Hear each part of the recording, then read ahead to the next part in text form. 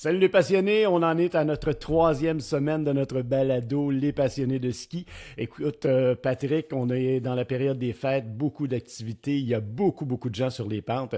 Aujourd'hui, c'est une journée un peu particulière, il y a eu un dégel un peu partout à travers le Québec, il y a du grésil, mais tout ça, ça va être suivi de neige, donc on devrait bien s'en sortir pour les prochains jours. On a cette semaine deux invités, Dominique Gauthier, que tout le monde connaît, Dominique Gauthier, athlète olympique, enfin, plein de chapeaux. On a également Frédéric Jean qui va nous parler de son, non pas de son pays natal, mais de son pays d'adoption qui est la Gaspésie. Donc, un balado fort intéressant.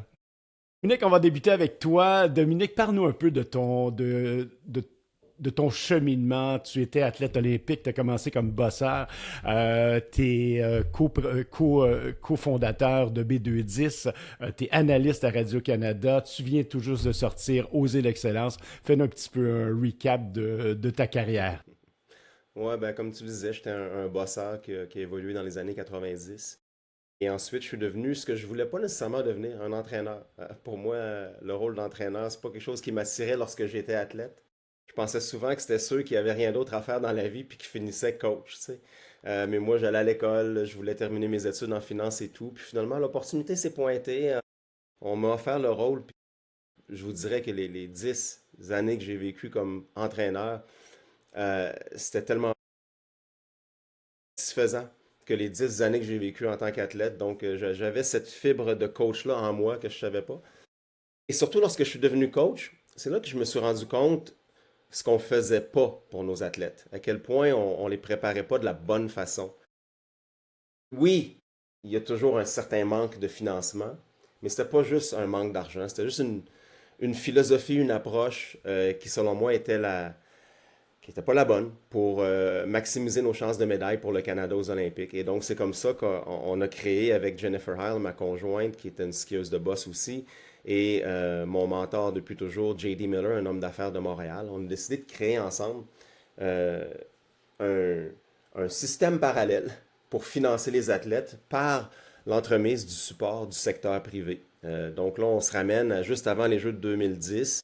Naturellement, il y avait une fébrilité. Tout Mhm. le monde voulait s'impliquer dans ces jeux-là. Et donc, on a profité après que Jennifer ait gagné la médaille d'or en 2006 à Turin.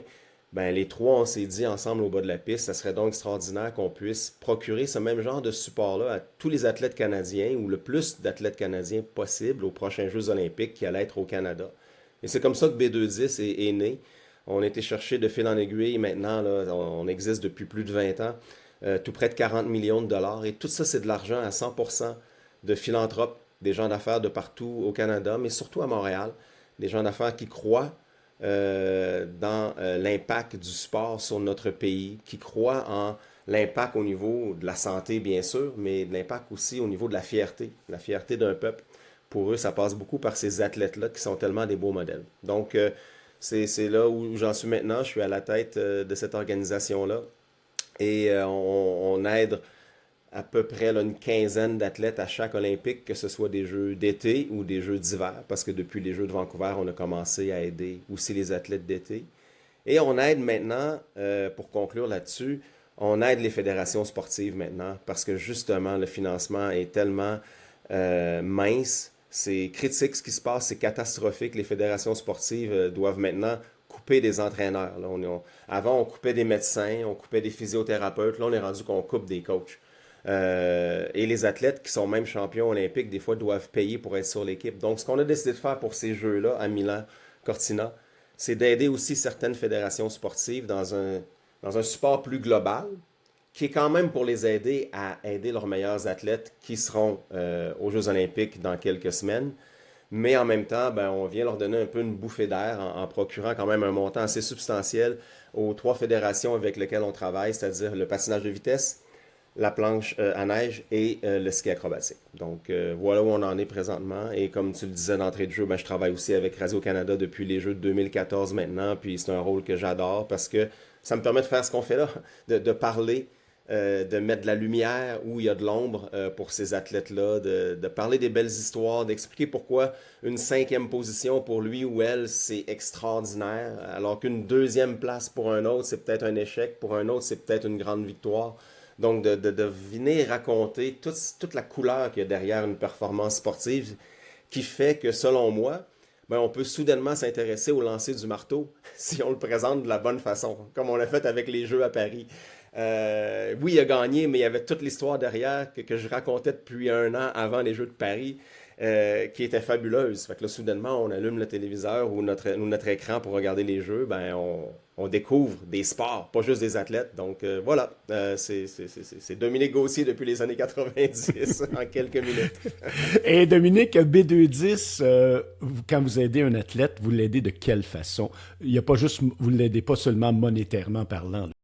Non, mais en fait, on ne l'aide pas monétairement. Nous, ce qu'on fait, c'est vraiment une analyse des besoins. Et suite à cette analyse-là, on s'assure de voir jusqu'à quel point nous, on peut aider l'athlète et augmenter ses chances de médaille. Il y a certains cas, sans donner nécessairement des exemples ou des noms concrets, là, mais il y a des athlètes avec qui on a fait cette analyse de besoins-là. Puis on s'est rendu compte que nous, pour une raison X, Y, Z, peu importe ce qu'on aurait fait, on n'aurait pas pu augmenter ses chances de médaille. Des fois, c'est parce qu'ils ont déjà tout ce qu'ils ont de besoin. Des fois, c'est juste parce que l'encadrement est pas propice à aider l'athlète, donc nous, on ne pourrait pas avoir l'impact qu'on voudrait avoir. Donc, on choisit quand même où est-ce qu'on va intervenir. On regarde qu'est-ce qui est nécessaire. On travaille avec la fédération sportive, avec le coach. Puis, une fois que tout ça est mis en place, on procure le plan à l'athlète. Donc, on va amener avec cet athlète-là soit le meilleur psychologue possible pour cet athlète-là, amener un nouveau plan d'entraînement, procurer des fois des camps d'entraînement en altitude pour les athlètes d'endurance, des trucs spécifiques comme ça. Donc, nous, l'athlète qu'on supporte, que ce soit un athlète en patinage de vitesse courte piste qui nous coûte peut-être 2000 $ par année, ou des athlètes comme on a déjà eu en patinage artistique, je pense à Tessa Virtue et Scott Moore au jeu de 2018, ben eux, ça nous coûtait 150 000 par année. Mais en bout de ligne, ces deux athlètes-là qu'on supporte à un niveau complètement différent ont, selon nous, le même niveau de chance de convertir leur performance en médaille aux Olympiques. Donc, c'est le même on y va au besoin, il n'y a pas une façon de faire, mais jamais on donne de l'argent aux athlètes. Nous, ce qu'on veut, c'est, on espère qu'on puisse les amener aux Olympiques à zéro, là, dans leur budget, puis que s'ils ont des revenus à gauche et à droite, des commandites ou des gens qui les supportent, ben ça va dans leur compte de banque pour les aider à préparer l'avenir. Ce qu'on fait d'ailleurs aussi, on les aide de cette façon-là à bien gérer leur argent, bien gérer leur carrière. Pour nous, les études, c'est extrêmement important. Avoir un plan B, c'est extrêmement important. Donc, on essaie d'aider des athlètes, oui, mais des humains d'abord et avant tout. Et puisque tu parles de projection, de pronostics, c'est quoi tes pronostics pour les prochains Olympiques? Oui, ce qui s'en vient, c'est très excitant, mais en même temps, on est dans la période névralgique où si on pouvait mettre nos athlètes dans les prochaines semaines dans une cage de verre, puis les nourrir, là, puis qu'ils sortent pas de là pour pas qu'ils tombent malades ou qu'ils se blessent, là, c'est ce que je voudrais faire parce que je l'ai vécu comme athlète, comme entraîneur. Il n'y a rien de plus stressant que cette période-là, là. Je pense aux athlètes de patinage de vitesse longue piste. Ils ont juste une chance de se qualifier. Ça va se passer à Québec, à l'anneau de glace à Québec, le 2, 3, 4 janvier. Vous entendez peut-être pas dans ma voix, vous l'entendez, mais je suis tombé malade pendant les fêtes, comme probablement bien du monde qui nous écoute. Si ça arrive à un athlète de patinage de vitesse longue piste, et j'ai mon neveu qui en est un d'ailleurs, qui essaye de se qualifier aux 500 mètres, s'il tombe malade, là, comme on a tous tombé malade, ils n'iront pas aux Olympiques parce qu'ils n'arriveront pas à performer. Là, on parle de centièmes de seconde. Et donc, cette période-là, elle me stresse. En espérant que tout se passe bien, on a gagné 26 médailles lors des derniers Jeux olympiques d'hiver. Donc, on devrait faire mieux cette fois-ci. Et surtout à cause du patinage de vitesse courte piste, dans lequel il y a plusieurs chances de médailles. Et si on pense à deux athlètes, deux noms que vous devez vous rappeler, c'est William Dangenou et du côté des femmes, Courtney Sarro. Mais toutes les athlètes sur cette équipe-là peuvent atteindre le podium, donc c'est très excitant. Mais on est un podcast de ski, donc je vous ramène ça au ski. Bien sûr, avec Michael Kingsbury qui va vivre ses derniers Jeux olympiques. Il y a 2 chances de médaille maintenant. Donc, il y a les duels qui, enfin, est une épreuve olympique. Moi, dans mon temps, avec Jean-Luc, on se battait tellement pour que ça soit une épreuve olympique, mais ça aura pris 20 ans avant que ça arrive, même un peu plus. Donc là, enfin, c'est là. Donc, les duels où vraiment, là, on voit les skieurs là, skier un à côté de l'autre. Puis l'objectif, c'est juste de battre celui à côté de toi. Donc, ça devient extrêmement stratégique. et naturellement les simples. Donc le 12 février et le 15 février pour Michael Kingsbury. On lui souhaite la fin qu'il souhaite lui-même et qu'il mérite. Il y a avec lui Julien Viel qui a fait un podium avant Noël, donc peut-être quelqu'un qui pourrait aspirer aussi au podium. Et du côté des femmes, Maya Schwinghammer, qui elle aussi, elle se tient toujours pas loin. Là. Donc en boss, on devrait avoir 3, peut-être 4 médailles. C'est pas impossible. 3, ça serait extraordinaire. 4, c'est pas impossible. Ski alpin, bien sûr, Valérie Grenier. Je pense qu'il y a plusieurs experts de ski alpin qui nous écoutent, là, donc je ne ferai pas la nomenclature de tous les athlètes qui ont le potentiel, mais je vous dirais que justement le ski alpin, c'est un sport où des fois on nous a approchés, nous souvent on a travaillé avec Éric Gay, notre fondation d'ailleurs. Depuis les Jeux de 2010, on a supporté Éric, puis c'est tellement le sport le plus imprévisible. C'est sûr qu'il y a les Michaela Schifrin, le Lindsey Vonn est en train de nous prouver l'impossible. Un retour incroyable. Mais c'est tellement un sport qui est, comme vous le savez mieux que moi, qui est tellement pas prédictible, qui est prévisible, pardon. Un coup de neige, des mauvais skis, une ombre qui se pointe. Il y a tellement de facteurs pour un résultat qui est en dedans d'une seconde entre le premier et le 20e. On le voit avec Jack Crawford, Cameron Alexander, les gars de vitesse, qui a gagné à Kitzbühel l'année passée. C'est sûr qu'on espère que ces gars-là soient sur le podium, mais est-ce que je mettrais de l'argent là-dessus personnellement? Non, pas parce qu'ils n'ont pas le potentiel, juste parce qu'il y a tellement de choses qui peuvent arriver en descente. Donc les sports techniques, les épreuves techniques comme le slalom et le slalom géant, c'est un peu plus prévisible. Donc on espère que Val Grenier, là, je pense qu'elle nous montre qu'elle est constante. Elle a du potentiel, 5, en tout cas. C'est vraiment possible. Mais tu sais, il n'y aura pas 4 médailles en ski alpin. Si on sort de là avec 2, ça sera extraordinaire. Et au total, on parlait de 26 médailles 26, au dernier jeu. Si personne ne tombe malade, là, on devrait être 27-28. Mais où est-ce que je souhaite qu'on aille encore plus que le total des médailles? Parce que nous, le Canada, on compte le nombre de médailles, comme certains autres pays, mais la plupart des pays et le Comité olympique international se fout un peu du nombre de médailles. On compte les médailles d'or. Et moi, c'est ce qui m'a frappé lors des derniers Jeux à Pékin. On avait juste eu 4 médailles d'or. Et ça, c'est inacceptable. C'est juste 4 fois où on a entendu le Haut-Canada. Et donc, pour moi, on doit ramener ça d'une proportion peut-être de 30% de nos médailles devraient être des médailles d'or. Et c'est l'approche que je crois que toutes les fédérations sportives et même les athlètes devraient avoir. On vise l'or. Rien de moins que l'or. Mais on va célébrer l'argent. On va célébrer le bronze, puis on va célébrer les belles performances qui ne sont pas des performances qui ont atteint le podium. Mais si on ne vise pas le sommet puis le top, ben on n'y arrivera jamais non plus. T'sais, on va toujours se faire dépasser. Il faut viser haut, puis c'est comme ça qu'on va convertir. Je pense qu'on était trop longtemps, et c'est ce qui m'a motivé à écrire le livre, d'ailleurs, qu'on va peut-être parler dans quelques instants. Je trouve qu'on voulait tellement revenir... c'était quasiment rendu que la participation, c'était correct, là. Comme c'était dans le temps, dans les années 80, 90, qu'on avait réussi à changer, où là, let's go le Canada avec les Jeux de Vancouver, on le disait haut et fort qu'on voulait être les premiers.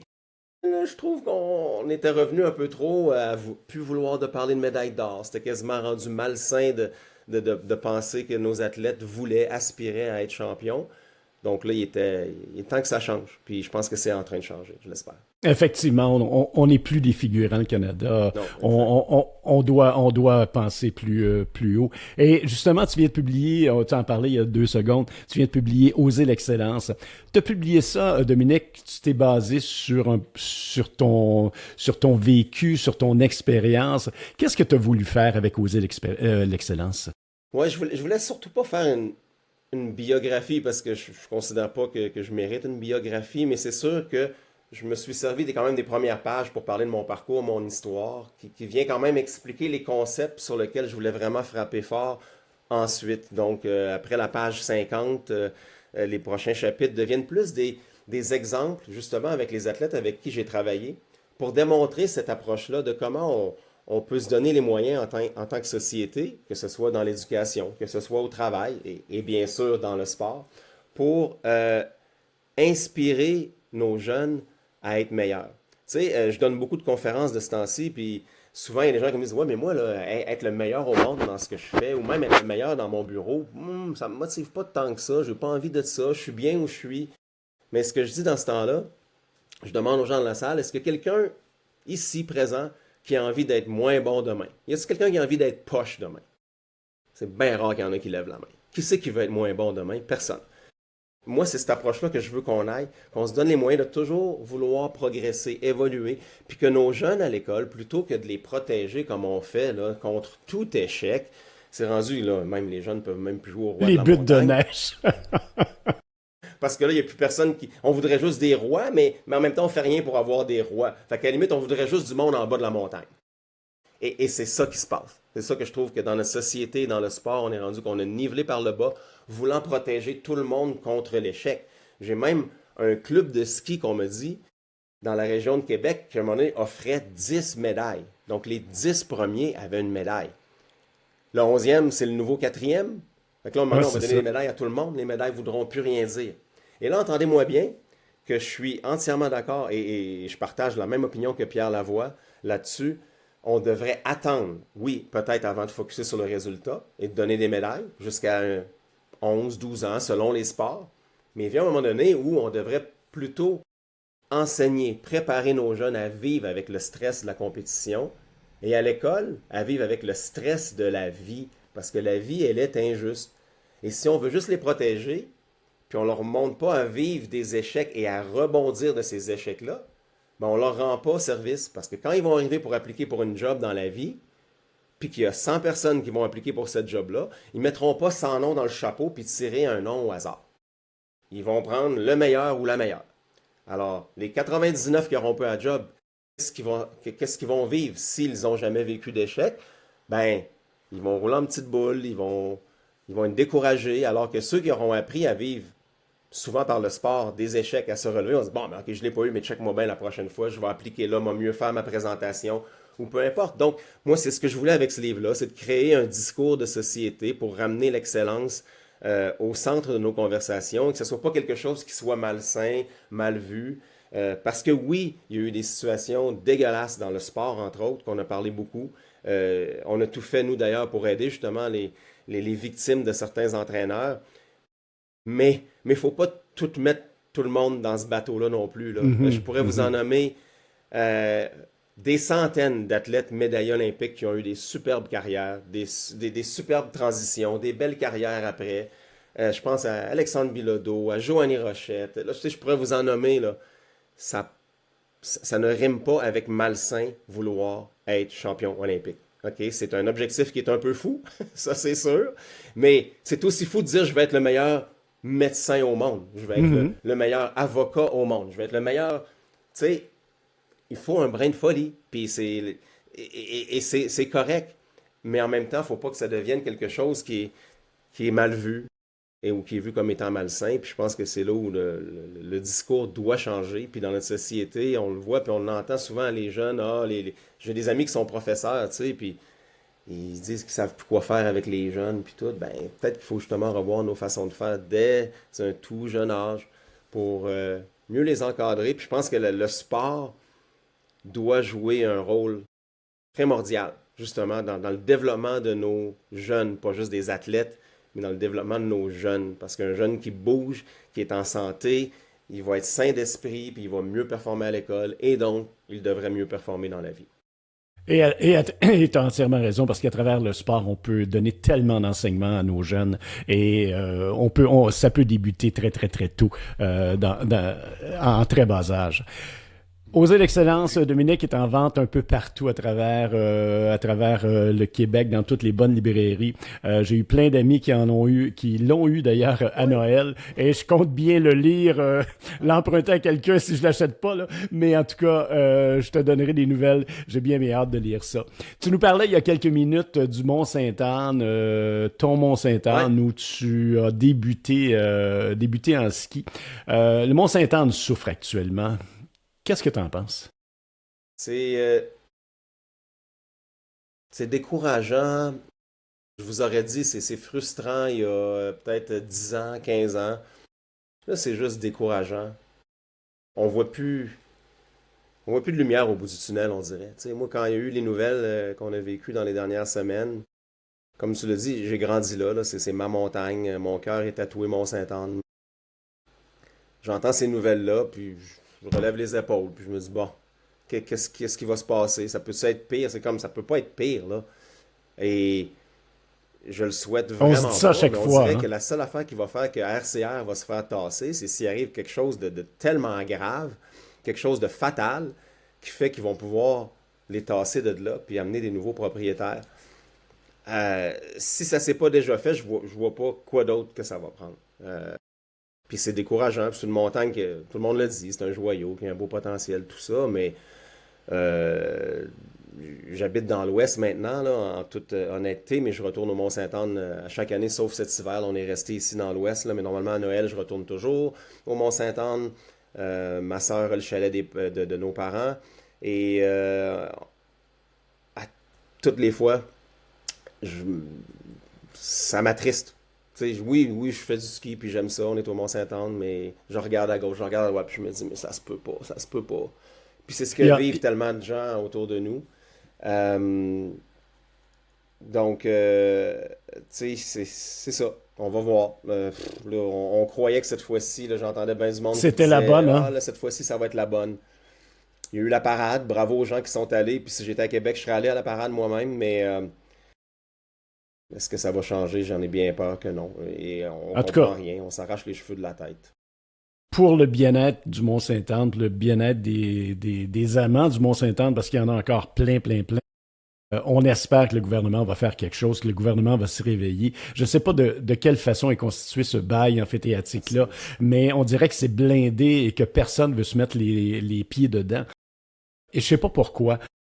Puis malheureusement, on ne donne pas les bonnes explications. C'est très très vague. On dit qu'on va faire des choses, on dit qu'on va investir des sous. Mais pourquoi investir avec en tout cas personnellement, c'est mon opinion à moi là. Oui. Mais pourquoi investir avec une compagnie qui a donné aucun signe de bonne volonté. Ils auraient pu au moins entretenir les lieux. J'ai appris cet été qu'on avait détruit, qu'on avait démoli complètement le chalet qui était au sommet de la montagne, qui était inutilisé depuis plusieurs années. Mais c'était le chalet où on avait la meilleure vue sur le fleuve, sur Québec. On a laissé ça à l'abandon. Les problèmes électriques qui se sont produits, les problèmes de sécurité au niveau de la télécabine l'an passé, ça fait simplement s'ajouter de fois en fois. C'est vraiment désolant. Et j'espère en tout cas que le gouvernement va faire quelque chose dans ce dossier-là, puis surtout va intervenir, parce qu'on ne peut pas laisser aller un joyau comme celui-là. Tu le disais tantôt, à mon avis, tu sais, j'ai la chance de skier plein, plein, plein de montagnes à travers le Québec à chaque année. Et à mon avis, le Mont-Saint-Anne est l'un des plus beaux domaines skiables qu'on a au Québec. Il y en a d'autres, là, mais c'est vraiment un joyau de par sa diversité de pistes et par sa position géographique. Surplombe le fleuve. C'est vraiment fantastique. Mais de laisser aller un joyau comme celui-là dans les mains d'une compagnie qui semble pas démontrer de bonne volonté à vouloir développer, à vouloir attirer les gens. Euh, Puis je pourrais continuer comme ça pendant un bout de temps. On dirait que je m'emballe. Je m'emballe ce matin. Mais oui, il faut qu'on fasse quelque chose. Dominique, Puis merci. Oui, oui, il faut que le gouvernement intervienne, mais que les gens nous comprennent bien.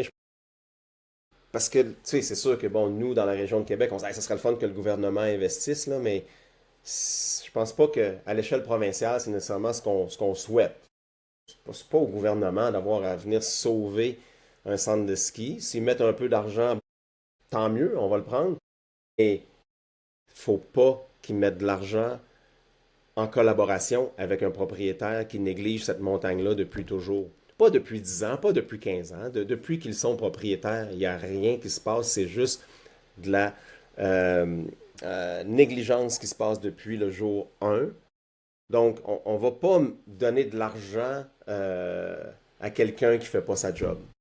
Et ça serait non, injuste, pas juste ça serait pas injuste pour tous les Québécois et tous les autres centres de ski, tant qu'à moi. absolument. Laissons le secteur privé faire sa job. Parce qu'il y en a Mais du tu sais, quand je potentiel. dis le gouvernement doit intervenir, je pense qu'il doit intervenir non pas de façon monétaire, mais pour les tasser. Il Exact. faut qu'il y ait quelque chose qui se passe. Dominique, Premièrement, merci d'avoir été là ce matin. On sait qu'il est très, très tôt chez vous et 4 heures plus tôt.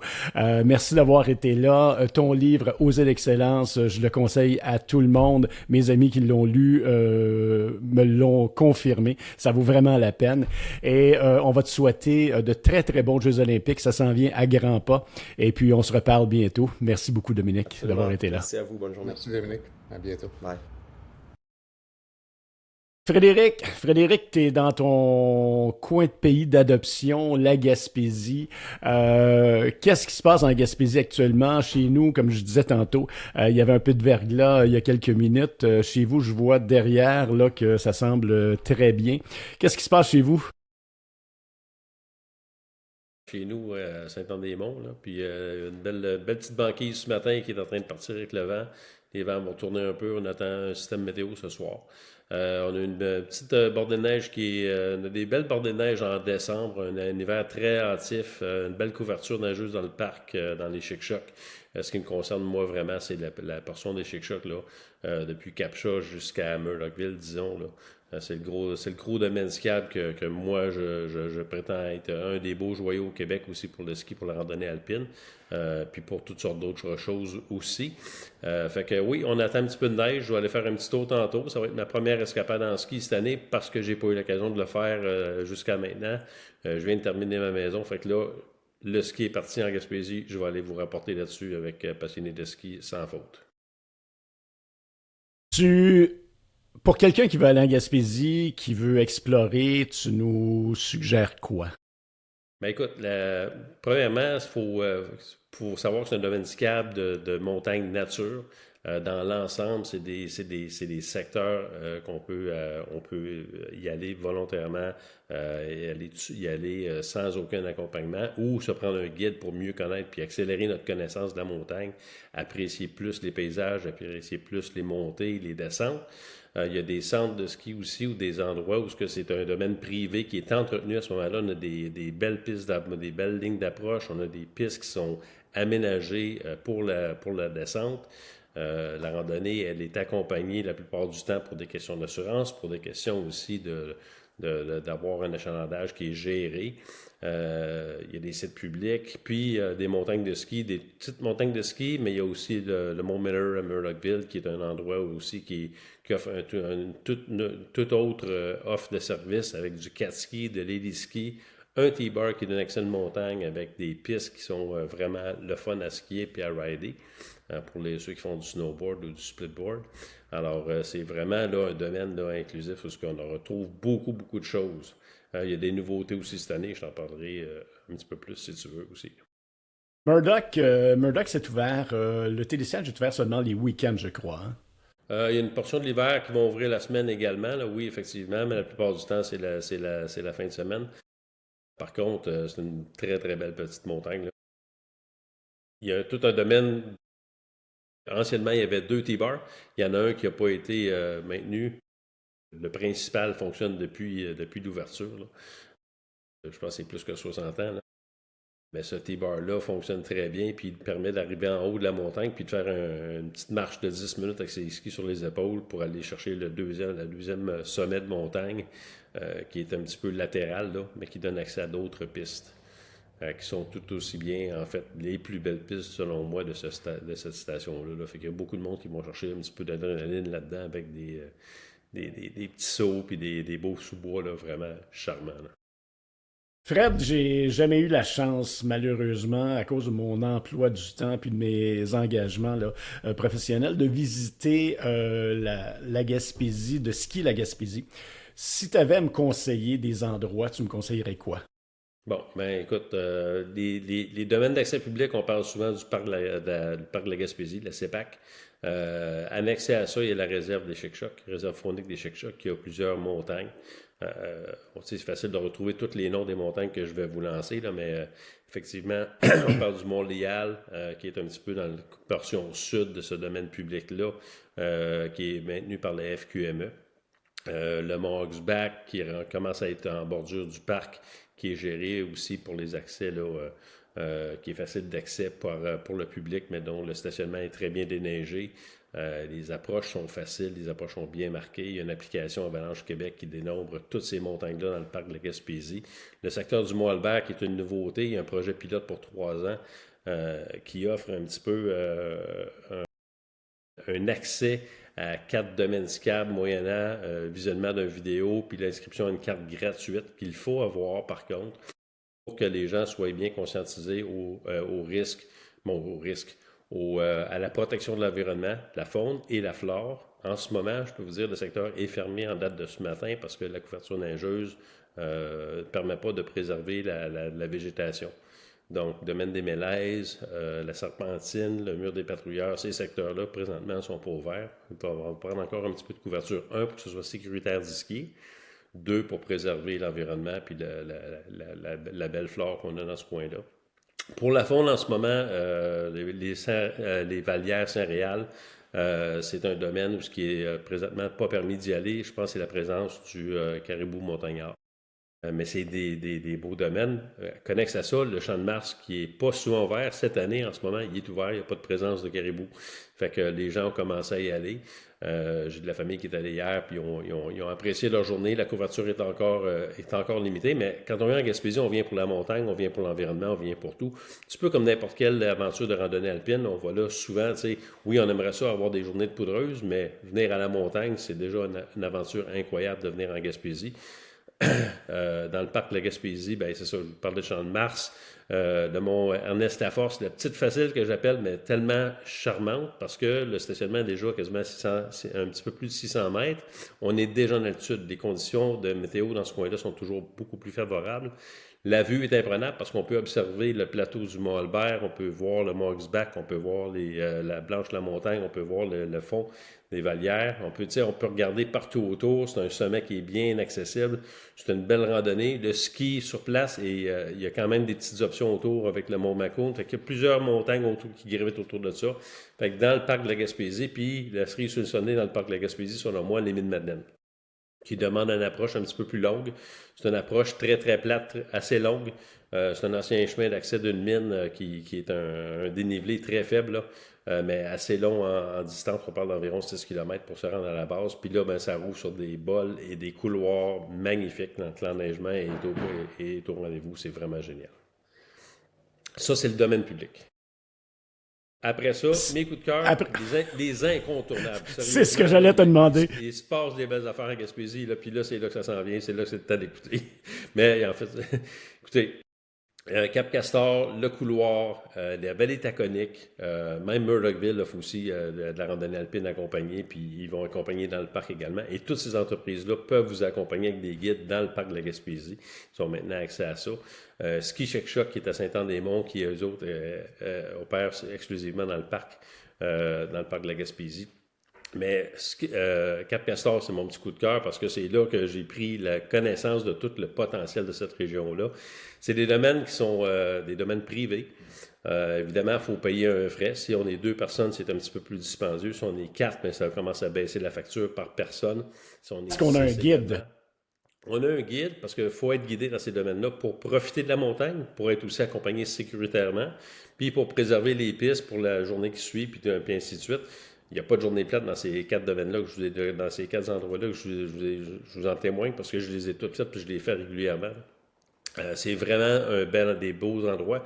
Cap-Castor, vous skiez, vous arrivez sur le bord de la mer. Vous venez au bord de la mer. Quand vous skiez dans la montagne, vous voyez la mer au large, au loin. C'est 27 pistes arrangées, structurées, formées dans la montagne. Il y en a pour tous les types de skieurs. L'avantage d'avoir un guide, le guide va vous évaluer en début de journée, évidemment, comme toute bonne personne qui sera responsable d'un groupe, va voir les forces et les faiblesses de tout le monde, puis va appliquer les bonnes décisions durant la journée pour que tout le monde y trouve son compte, pour qu'à la fin de la journée, tout le monde a eu du plaisir, tout le monde a eu son argent, puis tout le monde revient avec un bon souvenir. Là. Frédéric, tantôt tu parlais de guide, d'accompagnement et tout ça. Pour 4 personnes, tu évalues à combien les coûts d'une journée guidée dans un de ces domaines skiables-là? Si je ne me trompe pas, aux alentours de 250 par personne pour un couple, c'est à peu près le prix pour deux personnes. Quand on monte à quatre personnes, je pense que ça va baisser aux alentours de 175, 170 Et puis là, ben, tu sais, je n'ai pas vérifié chaque site de chaque entreprise, mais je dirais que c'est aux alentours de ça. Comme je vous dis, tu sais, l'avantage, puis en plus, tu sais, c'est tout du monde local. Vous allez revenir des souvenirs de la personne qui vous a parlé toute la journée de tel arbre, il se passe telle chose, à tel endroit ici, j'ai déjà eu un coup de vent, il y avait 80 arbres de coucher. Tu sais, vous allez apprendre des belles choses sur la forêt, sur la région. C'est des gens qui sont authentiques, qui sont authentiquement locaux. Ils ont toute leur personnalité incroyable. Les guides qui gravitent autour de ces entreprises-là, c'est des passionnés, c'est du monde le fun à côtoyer. C'est vraiment, moi je trouve que c'est vraiment un bel environnement là, pour avoir du plaisir, là, puis d'avoir des bons souvenirs de venir en Gaspésie, puis surtout de vouloir y revenir, parce que coup qu'on commence à rentrer ici, moi j'ai été absorbé la première fois il y a 9 ans environ, puis de fil en aiguille, ben, ça va devenir ma maison. Et Frédéric, c'est beau, on connaît la Gaspésie l'été, il y a énormément d'hébergements, mais qu'est-ce qu'il y en est l'hiver au niveau hébergement? Ben, écoutez, l'hébergement, il y a plusieurs institutions qui sont sur place depuis longtemps on peut booker, puis aller sur les forums, puis vérifier là, avant d'y aller. Là. Tu sais, sont tous très bien recommandables. L'incontournable, je trouve, c'est d'être à Saint-Anne-des-Monts, entre Saint-Anne-des-Monts, je dirais, puis Saint-Maxime-du-Mont-Louis, même en allant jusqu'à Capcha chez Valmont, il y a plusieurs offres de services là-bas, des maisons à louer ou des petits appartements à louer. Hôtel et compagnie à Saint-Anne-des-Monts, c'est très bien situé en plein centre-ville. L'auberge de la Montagne, l'auberge Château de la Montagne qui est sur le bord de la mer à Saint-Anne-des-Monts. Les nouvelles loges fluviales Panora sur le bord de la mer, c'est incroyable comment c'est beau cet endroit-là. C'est des petites unités là, bien contenues là, sur le bord, vraiment à flanc de la mer. Là. En bas d'un petit escarpement, là, c'est toute beauté. Saint-Maxime-du-Mont-Louis, il y a l'auberge de la Marée. Il y a toutes sortes d'endroits. Il y a beaucoup d'Airbnb qui sont disponibles aussi. Airbnb, si vous savez naviguer, ben, allez voir les revues des personnes qui sont passées là avant vous. Vous allez savoir un petit peu de quelle qualité que d'endroit que vous allez. Cap Castor a également une petite montagne sur sa montagne au sommet, en autonomie, une maison instaurée en haut qui est sur l'énergie solaire. Puis vous pouvez être là-bas très confortablement installé avec, je pense qu'il y a la plage jusqu'à 8 personnes dans ce petit chalet-là qui vous donne accès à la montagne. Le guide vient vous chercher le matin, vous partez en groupe, vous allez skier pour la journée, vous revenez le soir. Ça peut être superbe. Puis l'entreprise va vous offrir de monter vos valises en haut pour ne pas avoir à transporter ça en pot de phoque. Mais vous allez probablement, en fait, je vous le dis tout de suite, vous allez monter en pot de phoque jusqu'en haut pour vous rendre la journée de l'arrivée. La CEPAC a une offre incroyable. Le Gîte du Mont-Albert, c'est toute beauté, c'est magnifique. Les gens qui travaillent là sont là depuis des dizaines d'années, la plupart. Sont tous charmants, puis les gens restent pas là pour rien. Là. C'est une belle place pour travailler, puis c'est une belle place pour y passer. Je n'ai pas vu personne qui va là, qui n'a pas le sourire. Fait que l'hiver, il y a des maisons à louer aussi à la CEPAC, des petits chalets en arrière qui sont bien, qui sont déconnectés complètement. Chose importante en Gaspésie qu'il faut, vu que je parle de connexion, les communications, un coup qu'on est dans la forêt, dans la montagne, peuvent être difficiles. Fait que c'est une chose qu'il faut considérer côté l'aspect sécurité de ce qui est en Gaspésie, c'est la montagne. La montagne a le dernier mot. Pour être sécuritaire, il faut penser à ses communications et à ses plans A, plan B, plan C, s'il arrivait une situation qu'on a de la difficulté à gérer en autonomie. Il y a aussi une présence de risque d'avalanche. C'est une belle entreprise, une belle organisation qui s'appelle Avalanche Québec qui publie les bulletins d'avalanche pour la Gaspésie. Je les suis religieusement. C'est important de s'accoter là-dessus puis de vérifier les conditions, vérifier les prédictions météo. Ça peut changer vite en Gaspésie, c'est des montagnes. Là. On peut partir le matin puis se rencontrer avec des changements de température durant la journée, mais le risque, c'est la couverture neigeuse puis ce qu'il y a en dessous, effectivement. Mais si on brise un équipement ou au pire, on a une blessure qui nous immobilise, sortir des chic-chocs, ça peut poser des problèmes, donc il faut être prêt.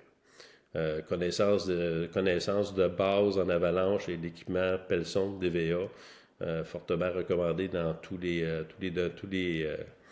toutes les domaines montagnes qui skiables, ont là. des conditions avalancheuses potentielles et savoir faire des bonnes approches, c'est très important. Frédéric, merci beaucoup. Je sais que tu vas passer une grande partie de ton hiver en Gaspésie. Tu publies régulièrement sur Passionné de ski, Ski Presse. On va te suivre tout au cours de l'hiver. Gêne-toi pas des vidéos, des photos dans tes sorties. Ça va nous permettre de découvrir davantage ton coin de pays, à toi, la Gaspésie. Et ça va nous permettre de découvrir des endroits qui pourraient être potentiellement fort intéressants pour la plupart de nos followers là, sur Ski Presse. Écoute, il y a beaucoup de gens qui parcourent le Québec, beaucoup de gens, de gens en van life également qui parcourent le Oui. Québec. C'est une destination fort intéressante pour tous ces gens-là. Fait qu'on on va te suivre tout au cours de l'hiver. Et puis, merci beaucoup d'avoir été avec nous ce matin. Dis salut à Brigitte, ta conjointe que tout le monde connaît dans le domaine du ski. Et puis, on se donne rendez-vous dans quelques semaines. Salut Frédéric. Merci beaucoup. Salut Merci. tout le monde. Et merci Frédéric. Au Question revoir. pour toi. Qu'est-ce que tu fais aujourd'hui? Ben, l'auto est prête, on s'en va faire de la rando alpine, on va aller dans le bout du mont Macon, on va aller faire frotter nos peaux contre la neige un petit peu, puis idéalement peut-être se taper quelques virages, mais je vais garder mes attentes pour quand il va y avoir des bonnes bordées de neige. Je ne dis pas que c'est pas le temps de venir à Gaspésie, loin de là, mais c'est pas des conditions de poudreuse encore, mais ça va venir, ça ne sera pas tardé. La couverture est vraiment restée belle, passé notre système qui a enlevé quasiment 30 cm. Ensuite à ça, il reste un bon 40 à 80 en montagne sans aucune difficulté. Puis là, ben, ça continue de se rajouter, ça va être le fun. Et se rendre à Gaspésie, c'est moins dur qu'on le pense. Là, moi, je suis parti hier soir de chez nous à 4 heures à Montréal. Puis on était rentré ici pour 11 heures le soir. Fait que Le bon ski. quand même, on perd pas notre journée. Puis le lendemain matin, on est prêt pour aller faire aller voir la montagne ou aller voir des gens. Merci Fred. À bientôt. Salut bien. Patrick, on a une belle semaine devant nous maintenant que le grésil s'estompe.